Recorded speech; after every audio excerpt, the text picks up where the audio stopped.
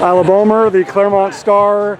The records aren't just, and the brilliant performances aren't just reserved for cross country, but we knew that everything that you put together back in the fall was going to pour into a very meaningful track season. 4:49, brilliant race by you, by Reese, by Braylon, by so many women here at the Sound Running 10 and that Elite 1600. What's in your heart right now? That's pretty special.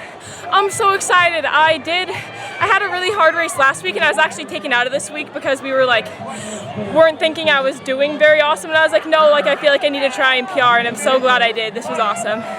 Just you've had so many times, Isla, where you've been able to build off the momentum and string races together, but I think what really truly defines your greatness and your impact at Claremont in your career is that when there's been an opportunity to regroup or rebound or respond, that you do it in the most impressive fashion. The fact that you have such a great racing IQ and acumen, and you're so resilient.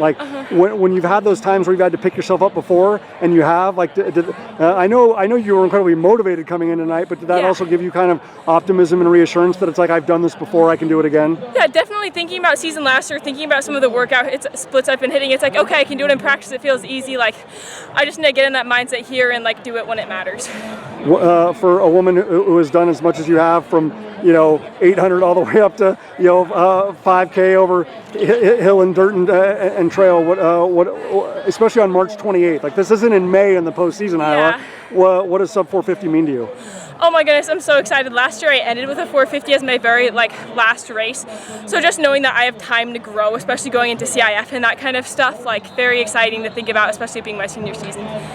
When I had the blessing of talking with Nicole Sampson after the 800, Braylon's gonna do what she's gonna do. She's racing against wave lights and the best version of herself. But having Reese and so many of those other women around, how valuable and how impactful was that for you? That you weren't just the second woman or the third woman, kind of all by yourself, kind of having to do it.